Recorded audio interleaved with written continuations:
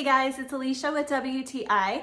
If you're looking for a quick and easy meal idea, then I want to show you this soup from Progresso. This is the beef pot roast and country vegetable soup, and this is nice because it is already prepared and ready to go, and it's something that you can just keep in your pantry for days where you are short on time. So what's nice about this is it is gluten-free, also it tastes delicious, and it's just a really simple and easy meal. So it has beef and vegetables and potatoes, and it has a really yummy broth. And actually, if you eat this whole can, you have 14 grams of protein. So it is a nice way to get a little bit of protein in a quick and convenient way. So I like to have things like this on hand for when I'm working from home and I need a really quick meal idea for lunch.